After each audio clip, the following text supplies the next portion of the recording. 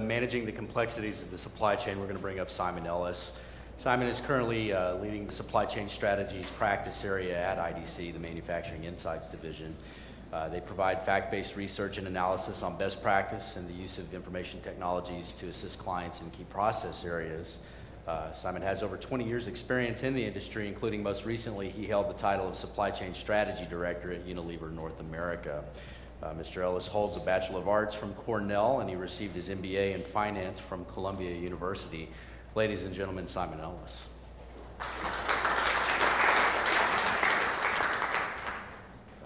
Thanks. I'm going to just use the podium. So every good supply chain person is actually a finance guy at heart, I think. So I thought I would spend just a few minutes this morning talking about perhaps the biggest trend that we're seeing in supply chain. I focus on the manufacturing industry, so I'll probably, my bias will tend to be to talk a little bit about manufacturing and manufacturers. To a degree, supply chain is sort of core, I think, to the performance of manufacturing and manufacturers. So just I mean quickly, we talk a lot at IDC Manufacturing Insights about the recession of the last few years and about where companies are in terms of the recovery. And I think there's a couple of metrics that we find quite useful when we talk about the recovery and talk about manufacturing. One is the Purchasing Managers Index, which is a measure of supply chain manufacturing activity, and the other one then is consumer confidence. And if you look at over the last few years, we're certainly seeing some growth in manufacturing. I think some of the PMI numbers have turned down a little bit the last couple of months, but I mean generally we're still certainly well above 50%, which indicates a growth in manufacturing activity. So that's certainly positive. We're seeing consumer confidence kind of bounce around a little bit. I think it's not yet clear whether consumers are going to go back to the sort of spendthrift ways of the spend-heady ways of 2006, 2007. But we certainly are seeing kind of a renewed level of confidence, spotty a bit, but still a renewed level of confidence. We're seeing from a manufacturing perspective that companies are largely back to their profitability levels pre-recession. I think profitability is perhaps a little more volatile than it has been, but I think generally companies are sort of back to where they were. That does vary a little bit by industry. Consumer packaged goods, for example, is in pretty good shape. Automotive, kind of the engineering-oriented value chain manufacturers, a little less so, but they're still getting back, I think, to at least from a profitability perspective, getting close to where they were. Revenues certainly remain lower than they were. So certainly, as we talk to companies where perhaps 2 or 3 years ago it was very much about cost efficiency, now we're certainly starting to see a much more of a focus around revenue generation and kind of lead generation and CRM. One of the other things we do at IDC is we sort of project IT spending as a proxy for the industry. And here you see by region in 2010, 2011. So we've seen fairly healthy IT growth, I think, now over the last couple of years.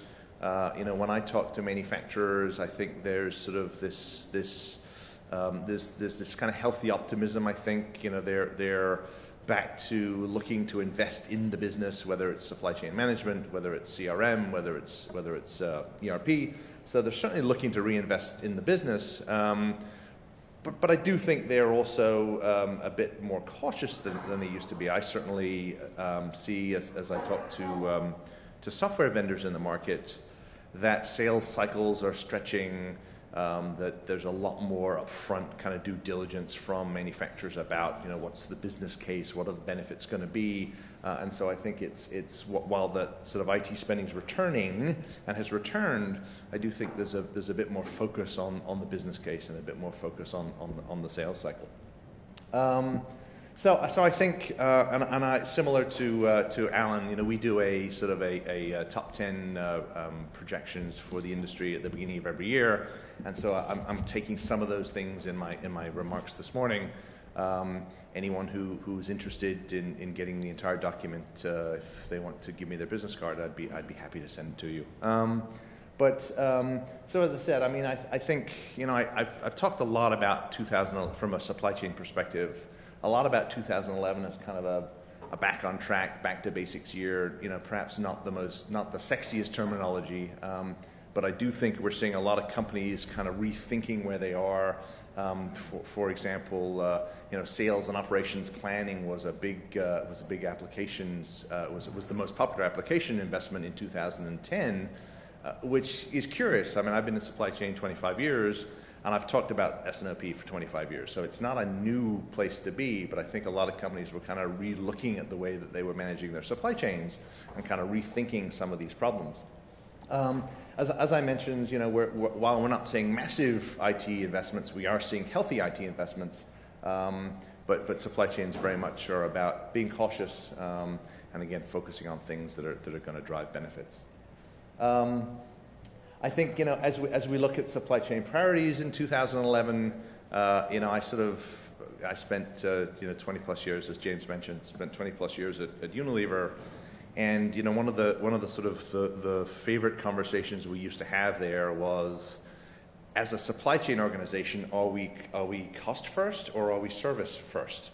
And while the sort of the lip service was often service, the behavior was very much cost, right? So, you know, IDC does lots of surveys, and this is one that we did in late 2010, moving into 2011. And we asked companies manufacturing companies about their supply chain priorities. And okay, I mean, cost, you hear cost all the time. I mentioned before that we're starting to see this focus on revenue, but that tends to be outside the supply chain. That tends to be more from a sales and marketing perspective. From a supply chain perspective, it's still very much about cost and cost efficiency. The one thing that I do think is interesting, though, is we're seeing this emerging interrelationship between forecasting and responsiveness, right? So, having been in supply chain a long time, I mean, you know, we all talk about forecast accuracy. I think in today's marketplace, with the level of volatility in many markets, forecasting is becoming harder and harder. And I'm starting to see this trend in manufacturing to say, okay, you know, I'm going to improve my forecasts to the degree that I can. But I'm also going to recognize that the forecast is a guess. It's a best guess. It may be a sophisticated guess, but I also am going to need that responsiveness capability. I'm going to need to be able to respond when that forecast doesn't play out inevitably as it won't. And so we're seeing this interesting trend. And then the other thing is we're seeing this sort of growth in analytics. I mean, I had a conversation with a senior supply chain executive about a year ago. And he said to me, he said, well, you know, we really need more analytics in the supply chain. I said to him, okay, well, what do you mean? He said, I have no idea. I just know we need more analytics. And he was, at least I hope he was joking. But I think the point is that there's all of these things that we can now do. I mean, there's lots of software companies that get it. I think Take Solutions certainly gets it around analytics and business intelligence. But there's lots of things we can now do, I think, with analytics to battle some of this complexity that's creeping into the supply chain. And so that I think is then, I'm now going to talk 2 or 3 points that were in that predictions document for supply chains for 2011. And probably the biggest thing that we're seeing, and it was sort of the overall theme of that piece of work, you know, was this notion of complexity, right? I mean, so supply chains are complex, right? We're moving to distributed global supply chains, long lead times. There's an awful lot of complexity.